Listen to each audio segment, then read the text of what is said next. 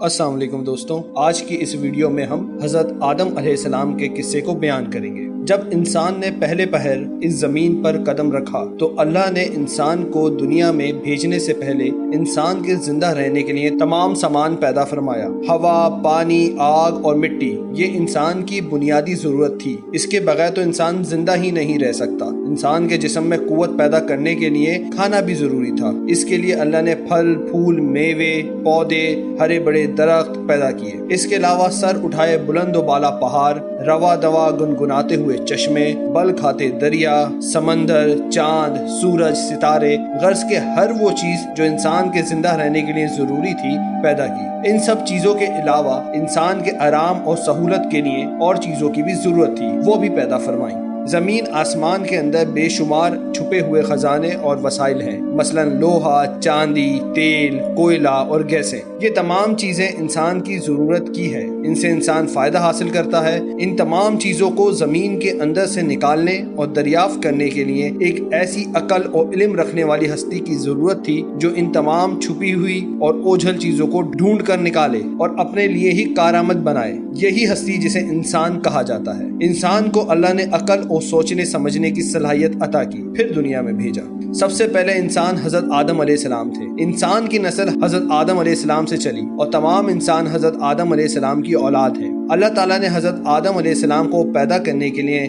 ارادہ ظاہر کیا اور فرشتوں سے کہا، میں زمین پر اپنا خلیفہ بنانے والا ہوں۔ اس پر فرشتوں نے عرض کیا اور کہا، کیا آپ زمین پر انسان کو پیدا کرنے والے ہیں؟ انسان تو زمین پر فساد برپا کرے گا اور خون بہائے گا۔ ہم تو تیری پاکی بیان کرتے ہیں، تیرا شکر بجا لاتے ہیں، کیا ہم عبادت کے لیے کافی نہیں؟ اللہ نے فرمایا، جو میں جانتا ہوں وہ تم نہیں جانتے۔ پھر اللہ نے خود اپنے ہاتھوں سے حضرت آدم علیہ السلام کا پتلا بنایا، پھر اسے سنوارا اور اسے مناسب شکل دی۔ اس کے جسم کا ہر حصہ خوبصورتی کے ساتھ بنایا۔ پھر اس مٹی کے پتلے میں اللہ نے اپنی روح پھونکی۔ پھر اللہ نے فرشتوں سے پوچھا کہ ان چیزوں کے نام بتاؤ اگر تم سچے ہو۔ فرشتوں نے جواب دیا، ہم نہیں جانتے، سب سے زیادہ تو آپ جاننے والے ہیں۔ ہم کو تو بس اتنا ہی علم ہے جو آپ نے ہم کو سکھایا ہے۔ آپ بڑے علم اور برکت والے ہیں۔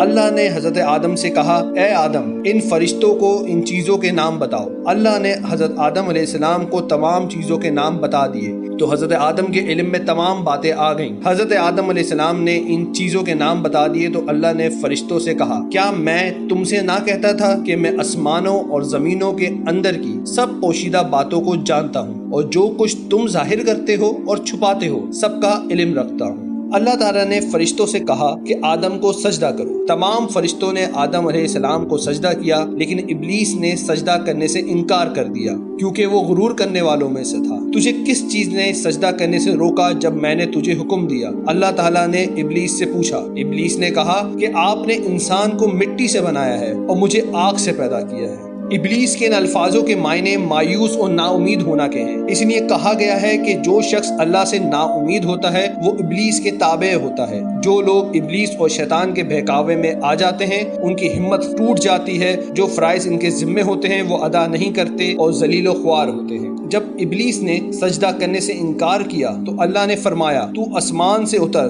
تو نے تکبر کیا اور تو ذلیل و خوار ہوا۔ ابلیس نے کہا کہ مجھے قیامت کے دن تک مہلت دیجیے۔ اس پر اللہ نے فرمایا، تجھے مہلت دی گئی۔ ابلیس نے کہا، میں تیرے بندوں کو گمراہ کروں گا اور ہر طرف سے ان کو گھیرے میں رکھوں گا، وہ تیرا شکر بھی نہیں کریں گے۔ اللہ تعالیٰ نے حضرت آدم علیہ السلام کو حکم دیا کہ اے آدم، تم اور تمہاری بیوی جنت میں رہو اور جو کچھ کھانا ہے فراغت سے کھاؤ، اور ایک خاص درخت کی طرف اشارہ کرتے ہوئے کہا کہ اس درخت کی طرف نہ جانا ورنہ تم ظالم قرار دیے جاؤ گے۔ چنانچہ حضرت آدم علیہ السلام اور حضرت بی بی حوا آرام سے رہنے لگے تو شیطان نے دونوں کے دلوں میں وسوسہ ڈالا کہ تمہارے رب نے تم دونوں کو اس درخت کے قریب جانے سے اس لیے منع فرمایا ہے کہ کہیں ایسا نہ ہو کہ تم ہمیشہ ہمیشہ کے لیے زندہ رہنے لگو۔ میں تمہارا خیر خواہ ہوں اور تم دونوں کی بھلائی چاہتا ہوں۔ شیطان کے فریب میں آ کر حضرت آدم اور حوا نے درخت کا پھل چکھا تو دونوں جنتی لباس سے محروم ہو گئے۔ ان کے جسم سے جنت کا لباس اتر گیا۔ دونوں اپنے اوپر جنت کے پتے جوڑ جوڑ کر رکھنے لگے۔ ان کے رب نے ان کو پکارا اور کہا، کیا میں نے تم دونوں کو اس درخت کے قریب جانے سے منع نہیں کیا تھا اور یہ نہ کہا تھا کہ شیطان تمہارا دشمن ہے؟ حضرت آدم علیہ السلام